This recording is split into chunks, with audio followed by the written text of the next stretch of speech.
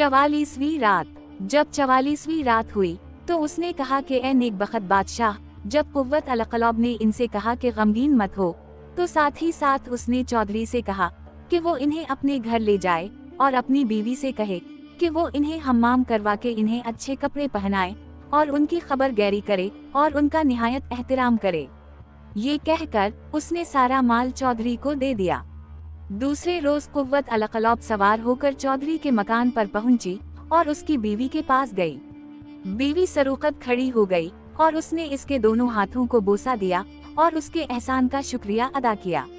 अब लड़की ने देखा कि चौधरी की बीवी ने कानम की माँ और बहन को हम्माम करवा के इन्हें दूसरे कपड़े पहनाए हैं और अब उनसे नाज परवरदगी के आसार नमूदार हैं, तो वो थोड़ी देर बैठकर उनसे बातें करती रही। इसके बाद उसने चौधरी की बीवी से बीमार का हाल पूछा। इसने जवाब दिया कि वो उसी तरह है। इस पर कुव्वत अलकलब ने कहा कि चलो हम चलकर इसकी इयादत करें।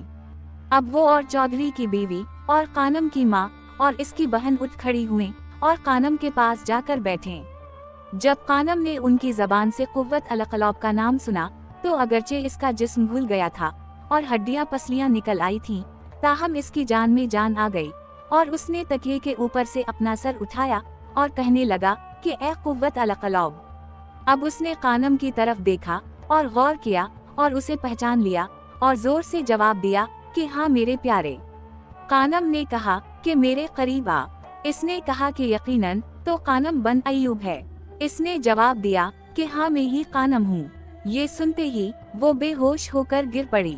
जब इसकी बहन फितना और उसकी माँ ने उन दोनों की गुफ्तगू सुनी तो मारे खुशी के चील्ला उठे और बेहोश होकर गिर पड़े।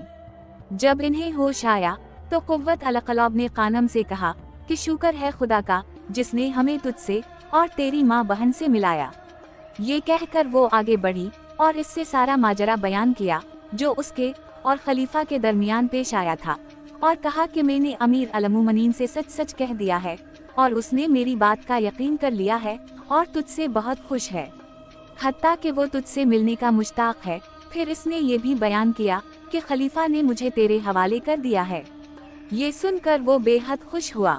कुव्वत अलकलब ने इनसे कहा कि जब तक मैं वापस ना आ जाऊं तुम लोग यहाँ से ना निकलना। ये कहकर वो फौरन उठी और अपने महल में गई और वो संदूक निकाला जो कानम के घर से लाई थी और इसमें से दीनार निकाल कर चौधरी को दिए और इससे कहा कि ये दाम ले और इनमें से हर एक के लिए बेहतरीन कपड़े के 4-4 जोड़े कपड़े और 20-20 रुमाल और इनके अलावा जिन जिन चीजों की इन्हें जरूरत हो खरीद।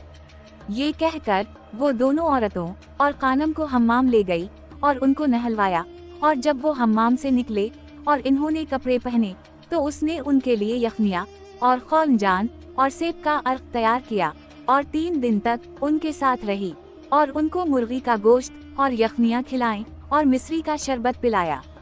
3 दिन के बाद उनके जान में जान आई और वो इन्हें दोबारा हम्माम ले गई और उनके कपड़े बदले और इन्हें चौधरी के घर छोड़कर महल में गई और खलीफा से मिलने की इजाजत मांगी। जब वो अंदर गई तो उसके आगे जमीन को बोसा दिया और इससे सारा किस्सा बयान किया और कहा कि मेरे आका कानम बिन अय्यूब हाजिर है और उसकी माँ और बहन भी हाजिर हैं। जब खलीफा ने कुव्वत अलकलब की बातें सुने तो खादिमों से कहा कि कानम को मेरे पास लाओ। ये सुनकर जाफर उसकी तरफ रवाना हुआ, मगर कुव्वत अलकलब उससे पहले वहाँ पहुँच गई और कानम के पास जाकर इससे कहा कि खलीफा ने तुझे अपने पास बुलाया है। ये कहकर उसने कानम को सलाह दी कि शीरी जबानी से काम लीजियो और दिल को मजबूत रखियो और मीठी मीठी बातें कीजियो। अब उसने कानम को नफीस कपड़े पहनाए और उसे बहुत से दीनार दिए और कहा कि जाते वक्त खलीफा के नौकरों को खूब इनाम दीजियो। इतने में जाफर अपने खच्चर पर सवार आ पहुंचा और कानम उठकर इसके सामने आया और उसे सलाम किया और उसके सामने जमीन को बोसा दिया। अब उसकी खुशवक्ती का सितारा निकल आया था और चमक रहा था और जाफर इसको लेकर चल दिया। यहाँ तक कि दोनों चलते चलते खलीफा के पास पहुँचे। जब कानम दरबार में हाजिर हुआ तो उसने देखा कि वुज़रा और अमरा और हिजाब और हुक्काम और रोसा और सिपा सालार वहाँ मौजूद हैं। ये देखकर उसने खलीफा की तरफ नजर उठाई और फिर नीची करके फसाहत और शीरी बयानी से इसकी मद्दाह करने लगा जब कानम मद्दाह गोई से फारिग हो चुका तो खलीफा खुश हो गया और इसकी फसाहत और शीरी बयानी उसे बहुत पसंद आई। अब शहरजाद को सुबह होती दिखाई दी और उसने वो कहानी बंद कर दी जिसकी उसे इजाजत मिली थी।